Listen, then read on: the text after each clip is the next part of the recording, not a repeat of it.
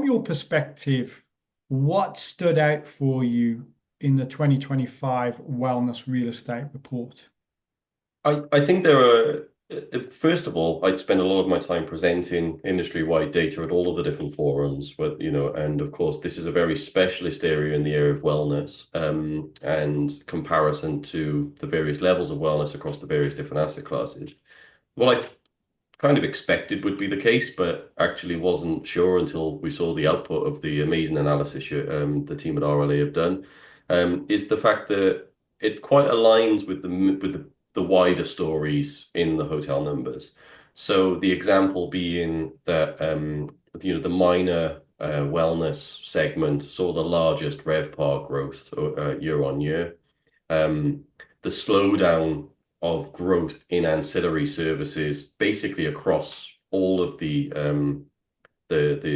hotel categories, is again aligned with where we've been over the last 12 months. We're still seeing growth, and actually the growth is above and beyond what we're seeing in terms of rooms performance. But the actual slowdown of ancillary revenue services, I think, is certainly one I took from it. And I thought it was quite interesting that the small wellness, the minor wellness segment saw the largest growth from the top line perspective.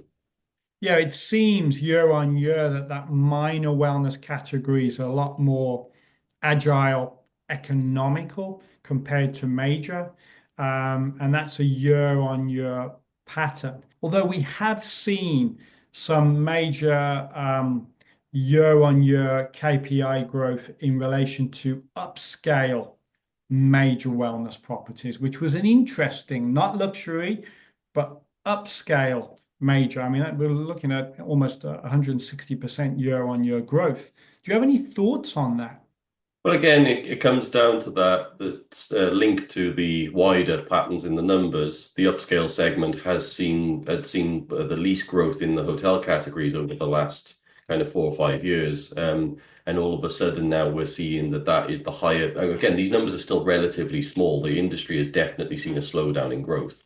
But the luxury segment and the ultra luxury segment, which a huge amount of the wellness hotels would be, or major wellness hotels would be in the category of, has seen a slowdown as upscale has actually seen some increase. So I think there's probably a direct link between the pattern of what we're seeing in those hotel categories from a rate perspective, that may or may not be directly linked to the wellness issue, right? Given that occupancy is really holding steady, as you've already mentioned, there's a drop in auxiliary spending.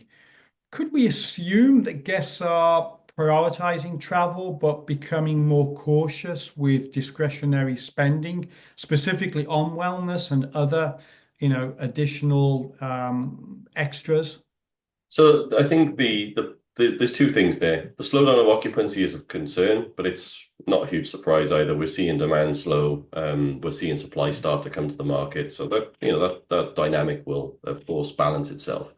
But you have the challenge around, how much guests are spending when they're on property. And I genuinely believe, and I think this has been a topic of many of the forums I've been at this year, is that hotels are not excellent at driving ancillary revenues, and driving that TrevPAR opportunity.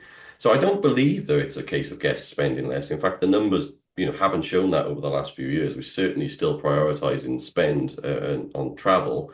But I think the challenge again is that how many new revenue streams are hotels finding on an ongoing basis in order for guests to spend their money on property?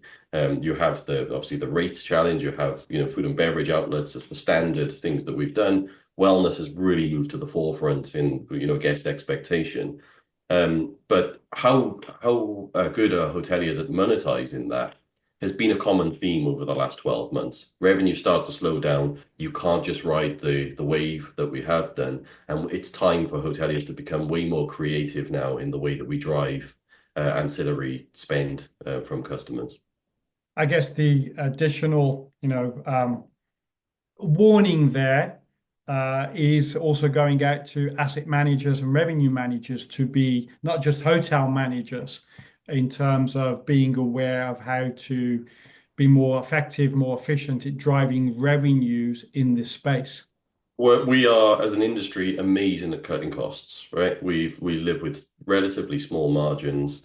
The burden on variable expenses in the P&L has driven us into this area. But the reality is that the opportunity is still on the top line. When guests are in-house, we have a unique opportunity that not many other industries have. You don't just have your primary revenue stream, but you have many opportunities during the stay to add different layers to it.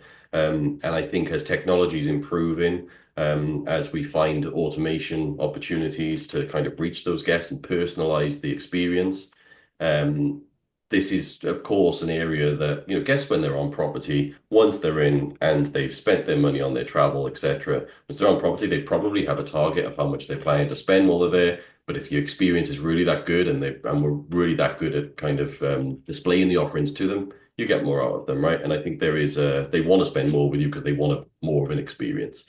So yeah, I think there's many more angles to what you guys are able to, to kind of teach and provide to certainly in the wellness segment, but basically across the resort segment. Wellness and beach and golf have seen the largest growth over the last 5 years in profit terms, right? So there is definitely a move towards those segments. And it's no secret that, all the big brands and most of the industry is really eyeing up the resort segment across the globe.